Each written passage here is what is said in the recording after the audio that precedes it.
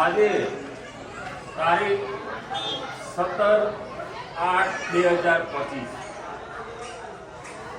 ચોટીલાની બાજુમાં ભીમોરા ગામ, જે ભીમોરા ગામની બાજુમાં જે બૌદ્ધ ગુફા આવેલી છે તે અમે નિહાળવા આવ્યા છે.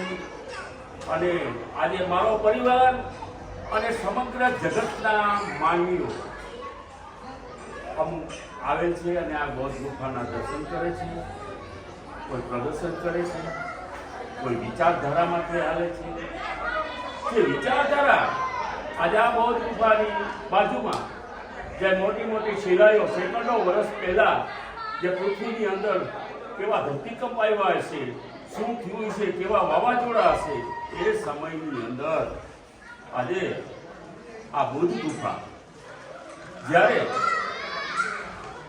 હજારો વર્ષની વાત છે, જ્યારે કાગળ અને કલમ કોઈ વસ્તુ નહોતી, ત્યારે આ બૌદ્ધ ગુફા જે સંસ્કૃતિ ટકાવવા માટે જે આપણા જે મનુષ્ય જેને આપણે બૌદ્ધ અનુયાયીઓ કહ્યો અથવા ભંતે કહ્યો, તો આ બૌદ્ધ ગુફાનું કોતરકામ કરી અને જે શિલ્પ બનાવી અને સમાજને અર્પણ કરેલ છે.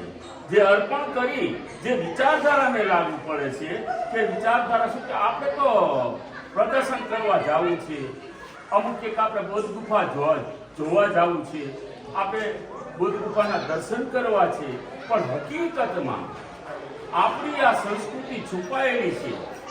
જે આપણા જે માનવીઓ મનુષ્ય બૌદ્ધ અનુયાયીઓ જે આ ગુફા અને જે શિલ્પ જે કંડારીને જે આ ગુફાઓ અને અત્યારે હાલના સમયમાં આપણને અર્પણ કરેલ છે, જે વિચારધારા લેવા માંગે છે. આપણે ફક્ત પ્રદર્શન કરવું છે, દર્શન કરવા છે એ નહીં, પણ હકીકતમાં જે ગુફાની અંદર જે શિલ્પી કલા જે છુપાયેલી છે એ આપણે સંસ્કૃતિને જાળવવા માટે આપણે અગ્રેસર રહેવું જોઈએ.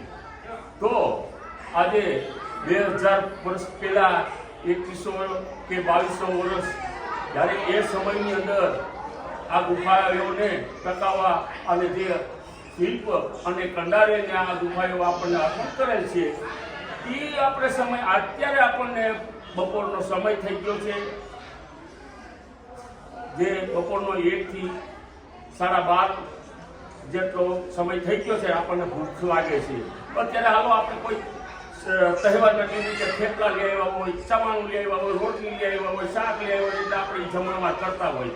પણ એ સમયની અંદર જ્યારે ગુફા કંડારવામાં આવી હતી, જે ગુફા કંડારતા હશે તો એને ખાવા પીવાની વ્યવસ્થા એને કેવું હશે, એના જીવનની અંદર જે વનસ્પતિના પાંદડા જે વહેતા ઝરણાના પાણીથી નીર અને તરસ છુપાવતા છે, આવી બધી યોજનાઓથી જે એમાં આ બૌદ્ધ ગુફા કંડારીને જીવન આખું ગુફામાં અર્પણ કરેલ છે. આજે એ સંસ્કૃતિ આપણને જગતને આપી છે. આપણે દર્શન કે પ્રદર્શન કરવું નહીં, પણ વિચારધારા લેવા માંગે છે.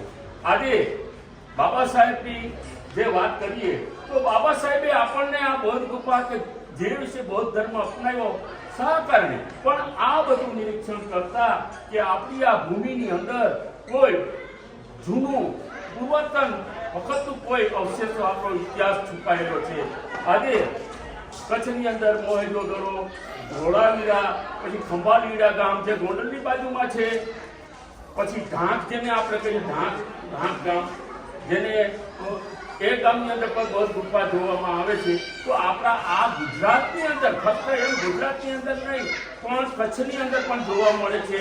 હું તો એટલું માનું છું કે આ બધું જોતા મને એમ લાગે છે કે પૂરા ભારતની અંદર દરેક સ્ટેટની અંદર પણ બૌદ્ધ ગુફાના અવશેષો મળતા રહે છે અને બૌદ્ધ ગુફાઓ પણ આપણને જોવા મળે છે. કોઈ આપણે પ્રદર્શનના રૂપમાં જઈએ, કોઈ આપણે દર્શનના રૂપમાં જઈએ, પણ ખરેખર આપણી જે ઇતિહાસ છુપાયેલો છે એને જાગૃત કરવાનો સમય હવે પાકી ગયો છે. માટે આપણે જે સમય પાકી ગયો છે એ સમયને આપણે વિચારધારામાં લેવો છે.